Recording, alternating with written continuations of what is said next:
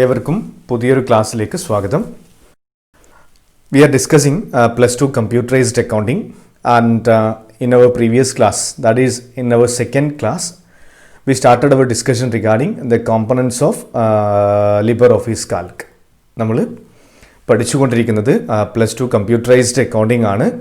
അതിലെ രണ്ടാമത്തെ chapter spreadsheet. അതിൻ്റെ 2 ക്ലാസ്സുകൾ കഴിഞ്ഞു. ഇത് മൂന്നാമത്തെ ക്ലാസ്സാണ്. ഇത് നമ്മുടെ മൂന്നാമത്തെ ക്ലാസ്സാണ്. അപ്പോൾ ക്ലാസ് ആരംഭിക്കുന്നതിന് മുമ്പേ ഇതുവരെയായിട്ടും HSS ടൈംസ് എന്ന ഈ ചാനൽ സബ്സ്ക്രൈബ് ചെയ്യാത്ത ആൾക്കാരാണെങ്കിൽ താഴെ കാണുന്ന സബ്സ്ക്രൈബ് ബട്ടൺ പ്രസ് ചെയ്യുക. കൂടാതെ തൊട്ടടുത്തുള്ള ബെൽ ബട്ടൺ കൂടെ പ്രസ് ചെയ്യുക. അങ്ങനെയാണെങ്കിൽ പുതിയ ക്ലാസ്സുകൾ അപ്ലോഡ് ചെയ്യുന്ന സമയത്ത് നിങ്ങൾക്ക് നോട്ടിഫിക്കേഷൻ ലഭിക്കുന്നതായിരിക്കും. Okay, so let's begin our topic. In our second class, that is in our previous class, we discussed regarding the basic terms or components of LibreOffice Calc.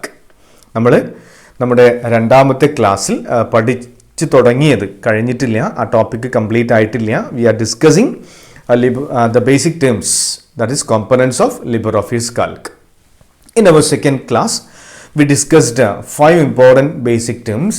The first one is rows and columns. Second one, cell. Third one, third point is cell reference and also 3 types of cell reference. ഏതൊക്കെയാ 3 type cell reference? Relative cell reference, absolute cell reference and mixed cell reference. ഓർമ്മയില്ലേ? Okay.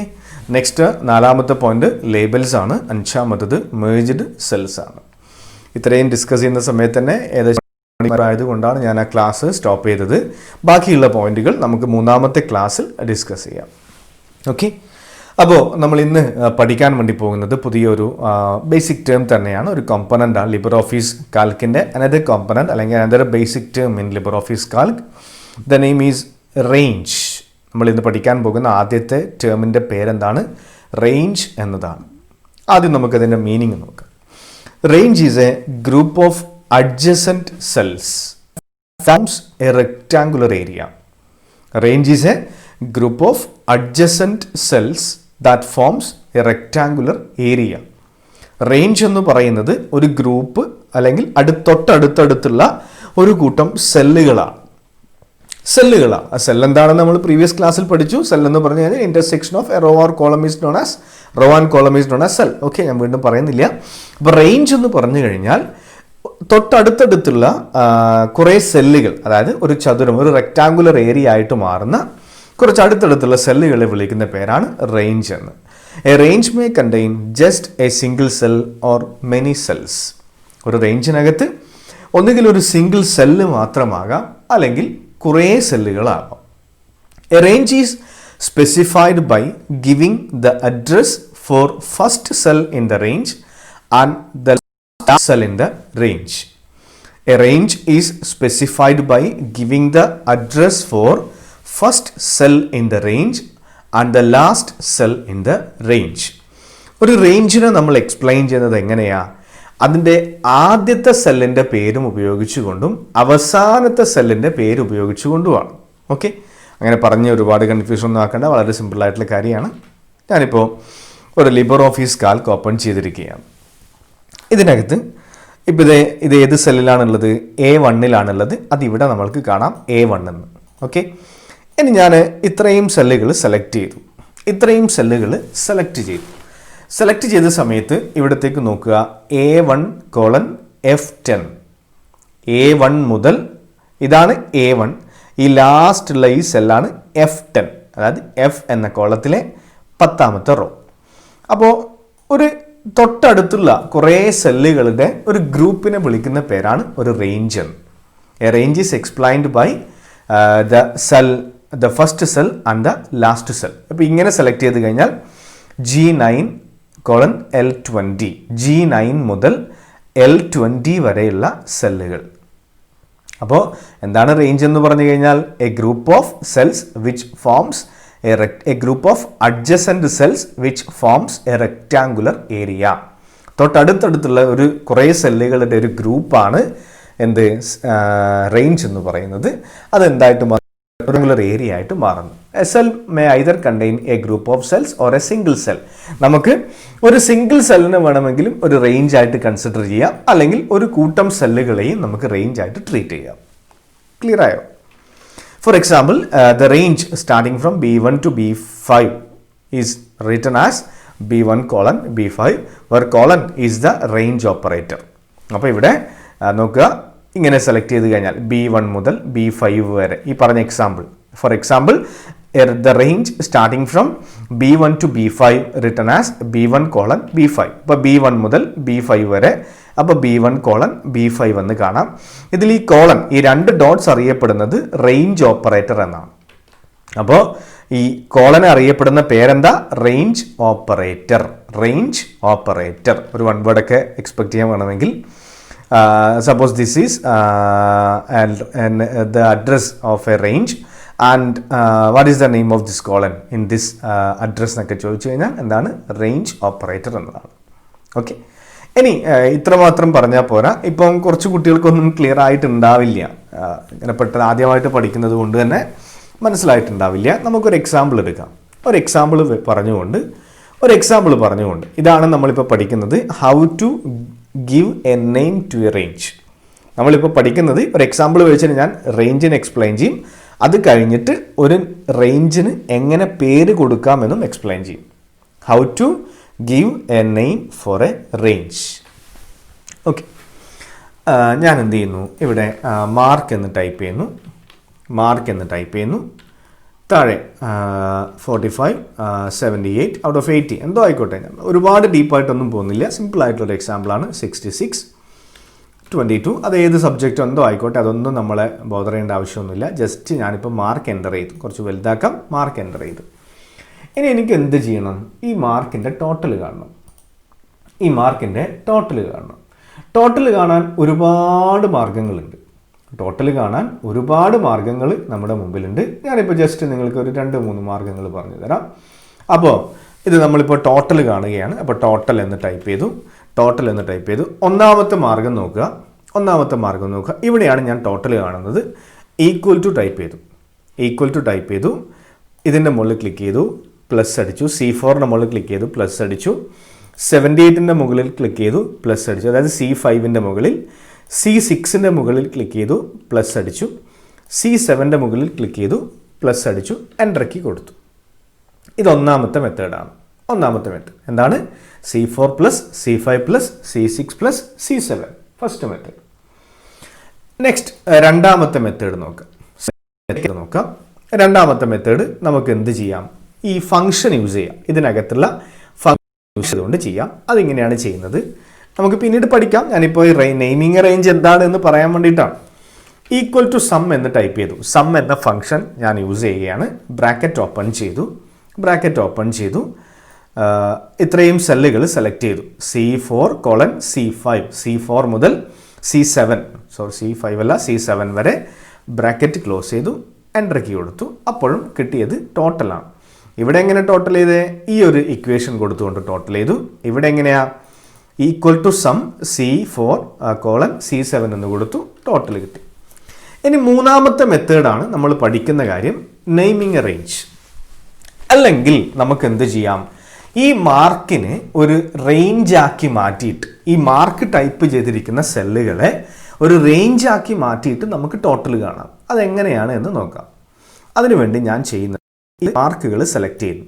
ഏതൊക്കെ സെല്ലിനകത്താണോ mark enter ചെയ്തിരിക്കുന്നത് അത്രയും cell ഞാൻ select ചെയ്തു. Okay, എന്നിട്ട് ഞാൻ data click ചെയ്യുകയാണ്. ഡാറ്റ എന്ന മെനു ക്ലിക്ക് ചെയ്യുകയാണ്. അതിൽ കുറേ കാര്യങ്ങൾ കാണാം. അതിൽ ആദ്യത്തെ പോയിന്റ് ഡിഫൈൻ റേഞ്ച്. അപ്പോൾ ഞാൻ എന്താ ഇപ്പോൾ ചെയ്തത്? മൂന്നാമത്തത് നെയിമിങ് എ റേഞ്ചാണ്. നെയിമിങ് എ റേഞ്ച് സൗകര്യമാണ് ഉപയോഗിക്കുന്നത്. ഓക്കെ, അപ്പോൾ അതിന് വേണ്ടിയിട്ട് എന്താ ചെയ്തത്? മാർക്ക് എൻ്റർ ചെയ്തിരിക്കുന്ന സെല്ലുകൾ സെലക്ട് ചെയ്തു, ഡാറ്റ ക്ലിക്ക് ചെയ്തു, ഡിഫൈൻ റേഞ്ച് എടുത്തു. അപ്പോൾ ഇങ്ങനൊരു വിൻഡോ നിങ്ങളുടെ മുമ്പിലേക്ക് വരും. ഇവിടെ നെയിം നിങ്ങളോട് ചോദിക്കുന്നത് ഈ സെലക്ട് ചെയ്തിരിക്കുന്ന സെല്ലുകൾക്ക് ഒരു പേര് കൊടുക്കാനാണ്. ഞാൻ ഒരു പേര് കൊടുക്കുന്നു, മാർക്സ് എന്നൊരു പേര് കൊടുക്കുന്നു. അപ്പോൾ ഇവിടെ റേഞ്ച് കണ്ടോ? ഷീറ്റ് 1-നകത്തെ C, അതായത് $C, $4 colon $C, $7. എന്ത് സെൽ റെഫറൻസാ? റിലേറ്റീവ് ആണോ, ആബ്സല്യൂട്ട് ആണോ, മിക്സഡ് ആണോ? ആലോചിച്ചേ. ഇത് ഏത് സെൽ റെഫറൻസ് അവിടെ കാണുന്നത്? കുട്ടികൾക്ക് പറഞ്ഞു കൊടുക്കാൻ ഫസ്റ്റ് എക്സാമ്പിളായി. ഏത് സെൽ റെഫറൻസിൻ്റെ? ആബ്സല്യൂട്ട് സെൽ റെഫറൻസിൻ്റെ. ഓക്കെ, മാർക്സ് എന്ന് ടൈപ്പ് ചെയ്തിട്ട് ഓക്കെ കൊടുത്തു. അപ്പോൾ ഇത്രയും സെല്ലുകൾക്ക് ഞാനൊരു പേര് കൊടുത്തു. എന്താണ്? മാർക്സ് എന്ന പേര് കൊടുത്തു.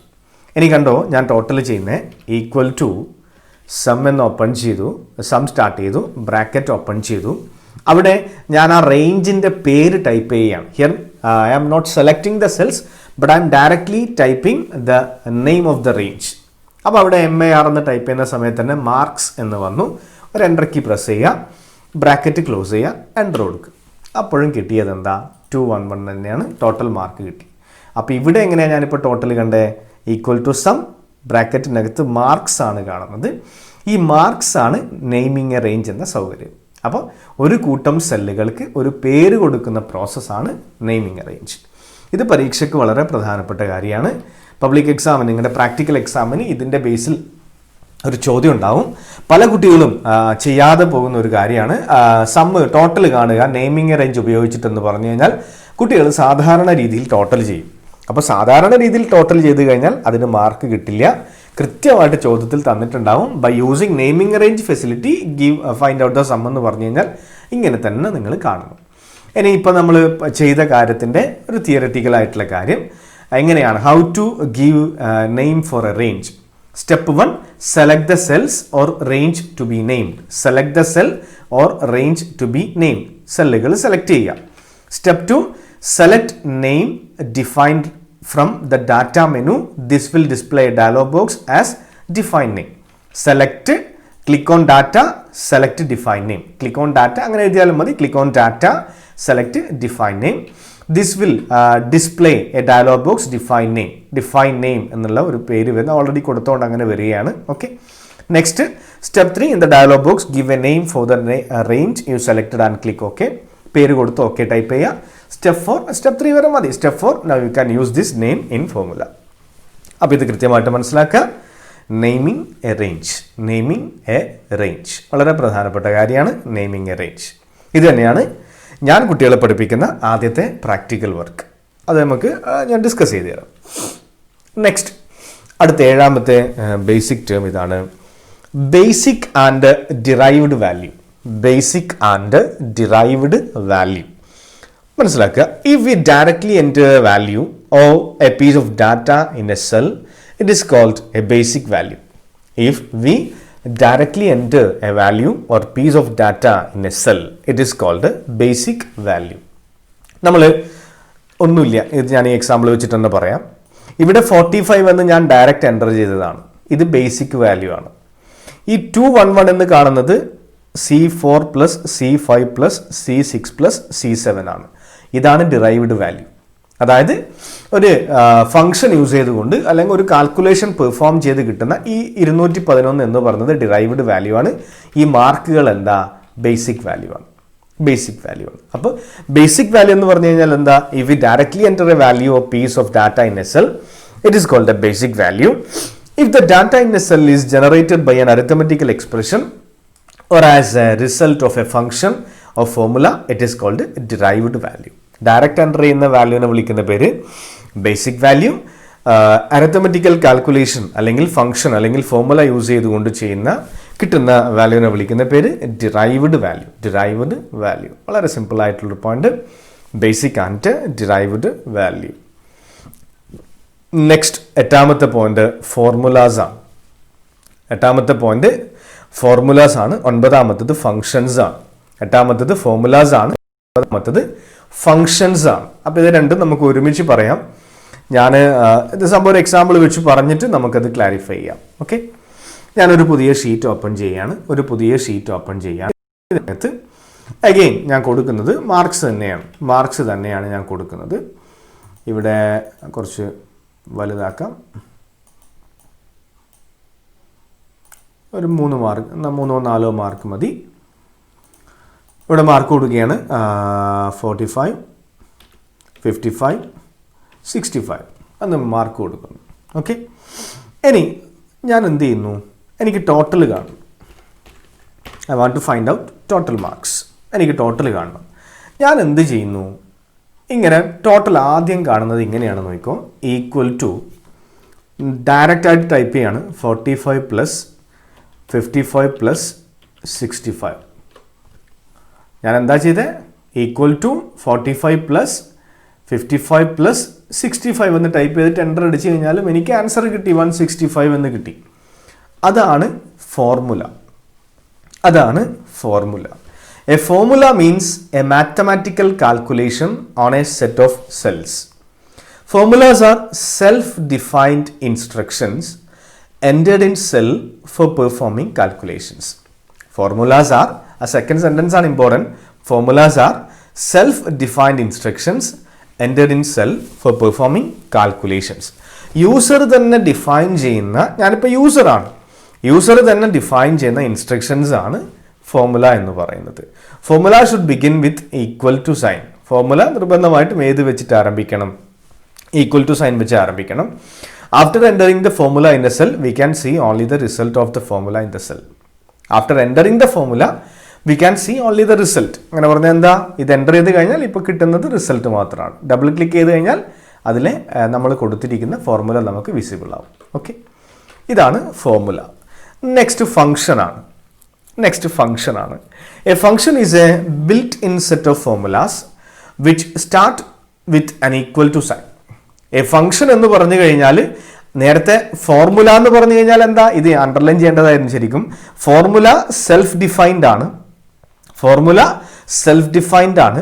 ഫംഗ്ഷൻ എന്താ? Preset formula. പ്രീസെറ്റ് ഫോർമുല, അതായത് സിസ്റ്റത്തിനകത്ത് തന്നെ ഓൾറെഡി സെറ്റ് ചെയ്ത് വെച്ചിരിക്കുന്ന ഫോർമുലാസ് ആണ്. അത് നമ്മളല്ല ഡിഫൈൻ ചെയ്യുന്നത്, സിസ്റ്റത്തിനകത്ത് തന്നെ ഇതിൻ്റെ ഡെവലപ്പേഴ്സ്, ഈ സോഫ്റ്റ്വെയർ ഉണ്ടാക്കിയ ഡെവലപ്പേഴ്സ് ഓൾറെഡി ക്രിയേറ്റ് ചെയ്ത് വെച്ചിരിക്കുന്ന ഫങ്ഷൻസ് അല്ലെങ്കിൽ പ്രീസെറ്റ് ഫോർമുലാസ് ആണ് ഫങ്ഷൻസ് എന്ന്. അപ്പോൾ ഇൻബിൽറ്റ് ഫോർമുലാസ് ആണ് ഫങ്ഷൻസ്. അതിനകത്ത് തന്നെയുള്ള ഫോർമുലാസ് ആണ് ഫങ്ഷൻസ് എന്ന് പറയുന്നത്. A function is A preset formula which can be written directly into a cell to display an outcome. Some examples are given below. Equal to sum, equal to average, equal to min, equal to max, equal to SLN, straight and depreciation ആണ്, equal to SLN. അപ്പോൾ നോക്കുക, ഞാൻ പറഞ്ഞുതരാം. അപ്പോൾ ഇതെന്താ function ആണ്? Equal to 45 plus 55 plus. ഇനി അത് ഒഴിവാക്കിയാണ് ഞാൻ നെക്സ്റ്റ് നേരത്തെ ഞാൻ യൂസ് ചെയ്ത അതേ സ്ട്രാറ്റജി ഉപയോഗിക്കുന്നു. ഈക്വൽ ടു സം എന്ന് ടൈപ്പ് ചെയ്യുന്നു, ബ്രാക്കറ്റ് ഓപ്പൺ ചെയ്യുന്നു, ഇത്രയും സെല്ലുകൾ ഞാൻ സെലക്ട് ചെയ്യുന്നു, ഇത്രയും സെല്ലുകൾ ഞാൻ സെലക്ട് ചെയ്യുന്നു, ബ്രാക്കറ്റ് ക്ലോസ് ചെയ്യുന്നു, എൻ്റർ കീ പ്രസ് ചെയ്യുന്നു. അപ്പോഴും കിട്ടിയത് 165 തന്നെയാണ്. അപ്പോഴും എനിക്ക് കിട്ടിയത് എന്താ? 165 തന്നെയാണ്. അതെങ്ങനെയാണ് ഞാൻ കണ്ടേ? ഈക്വൽ ടു സം C4:C6 ആണ്. അപ്പോൾ ഇതെന്താ? ഇതിനകത്ത് തന്നെയുള്ള പ്രീസെറ്റ് ഫങ്ഷൻസ് ആണ്. ഇതിനകത്ത് തന്നെയുള്ള ഫങ്ഷൻസ് ആണ്. ലിബർ ഓഫീസ് കാൽക്കിനകത്ത് ഒരുപാട് ഫങ്ഷൻസ് ഉണ്ട്. അത് കിട്ടാൻ വേണ്ടി ഇവിടെ കാണുന്ന FX ഈ ഫങ്ഷൻ വിസാർഡ് ജസ്റ്റ് ക്ലിക്ക് ചെയ്യുക. ഇവിടെ ഓൾ ആണ് കാണുന്നത്. അതിലിഷ്ടമുള്ളത് ഏകദേശം 12ഓളം ഹെഡിങ്ങുകളുണ്ട്. അതിൽ ഇപ്പം മാത്തമാറ്റിക്കൽ എടുത്തു കഴിഞ്ഞാൽ ഇതൊക്കെ മാത്തമാറ്റിക്കൽ ഫങ്ഷൻസ് ആണ്. ഇതൊക്കെ മാത്തമാറ്റിക്കൽ ഫങ്ഷൻസ് ആണ്. നെക്സ്റ്റ് ഡാറ്റാബേസ് ഫങ്ഷൻസ് എടുത്തു കഴിഞ്ഞാൽ ഇതൊക്കെ ഡാറ്റാബേസുമായിട്ട് ബന്ധപ്പെട്ട ഫങ്ഷൻസ് ആണ്. സ്റ്റാറ്റിസ്റ്റിക്കൽ ഫങ്ഷൻസ് എടുത്തു കഴിഞ്ഞാൽ ഈ കാണുന്നതൊക്കെ സ്റ്റാറ്റിസ്റ്റിക്കൽ ഫങ്ഷൻസ് ആണ്. അപ്പോൾ നോക്കുക, എത്ര ഒരുപാട് അല്ലേ, ആയിരക്കണക്കിന് അല്ലെങ്കിൽ നൂറുകണക്കിന് ഫങ്ഷൻസ് ഇതിനകത്തുണ്ട്, ലിബർ ഓഫീസ് കാൽക്കിനകത്തുണ്ട്. അതാണ് 9ാമത്തെ പോയിന്റ്, ഫങ്ഷൻ. ഇനി ഈ ഫങ്ഷനുമായിട്ട് ബന്ധപ്പെട്ട് ഒരു കാര്യം കൂടെ നിങ്ങൾ മനസ്സിലാക്കണം. ഏറ്റവും സിമ്പിൾ ആയിട്ടുള്ളൊരു ഫങ്ഷനാണ് ഈക്വൽ ടു സം A1:A3. അപ്പോൾ നമ്മൾ ഇനി പഠിക്കുന്നത് we are discussing components of a function. Components of a function, ഒരു ഫങ്ഷൻ്റെ കോമ്പണൻറ്റുകളാണ് നമ്മൾ ഡിസ്കസ് ചെയ്യുന്നത്.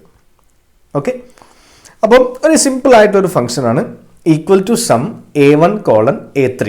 അങ്ങനെ പറഞ്ഞു കഴിഞ്ഞാൽ A1 എന്ന സെല്ല് മുതൽ A3 എന്ന സെല്ല് വരെയുള്ള അതിൽ എൻ്റർ ചെയ്തിരിക്കുന്ന ഡാറ്റയുടെ സമ്മ് കാണാനുള്ള ഒരു ഇക്വേഷൻ, ഒരു ഫോർമുല, ഒരു ഫങ്ഷൻ നമ്മൾ കൊടുത്തിരിക്കുന്നു. ഇതിൽ ഈക്വൽ ടു എന്ന സിമ്പലിനെ ഒരു പേരുണ്ട്, ഇനീഷ്യൽ ഓപ്പറേറ്റർ.